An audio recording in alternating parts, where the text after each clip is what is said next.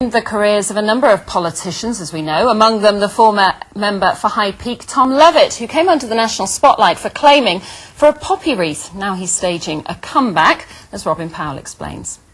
I used to be an MP. I did 13 years hard labour with time off for bad behaviour. It was a great job. It was the job I always wanted to do. And I don't mean getting rich. 18 months ago, Tom Levitt's life took a dramatic turn. The Sunday Telegraph revealed the House of Commons Fees Office had questioned expenses claims he'd made for renovation work on his London home, and another claim for £16.50 for a poppy wreath. He was eventually forced to repay £6,000 and stood down as Labour MP for High Peak.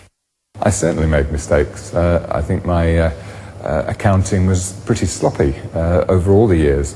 But the point the play makes is that we have to be guided by the rules that exist. But far from hanging his head in shame, Tom Levitt has taken to the stage, telling the story from his point of view. Making Allowances is a one-man show written and performed by himself. Tom Levitt says writing the play was therapeutic. He claims he isn't making any money out of it, even paying for the props out of his own pocket. And yes, that includes the poppy wreath. This isn't being done for financial purposes at all.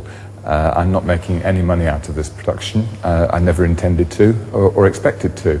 It's not about exonerating me either. 12 wreaths paid for by me.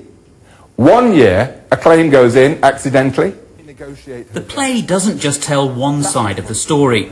The lead character, the MP, openly acknowledges the anger felt by those around him. My nephew died in Iraq, and the idea of you using taxpayers' money to pay your condolences, it just should not have happened. I'd just like to say that I've always been a Labour voter, me, and I'm disgusted. A central character, also played by Levitt of course, is Kevin, a local Labour activist who wants the MP to resign. Listen, I didn't spend all these years knocking on doors and posting leaflets and like, so you could have a kitchen like Jamie Bloody Oliver. I did it for socialism. For Tom Levitt, the lowest point of the entire saga came when he picked up the letter from Sir Thomas Legge, the civil servant hired to decide which MPs should pay back what, and then had to phone his wife with the news. Christ, if this gets out, I'm finished, and I'm sure it's not true. But there was precious little sympathy from certain sections of the audience. I think it didn't hold much weight. Let's not forget these were thousands of pounds being taken from the public purse to maybe decorate someone's bathroom, buy a hairdryer and things like that. I don't think many people in the general public have much sympathy with the fact that people were playing within the rules. Ultimately, they were taking advantage of a system that was very generous. I think what it did was highlight that there was something, that these were all people, and that there was something in the culture of what was going on already, that maybe they weren't all to blame.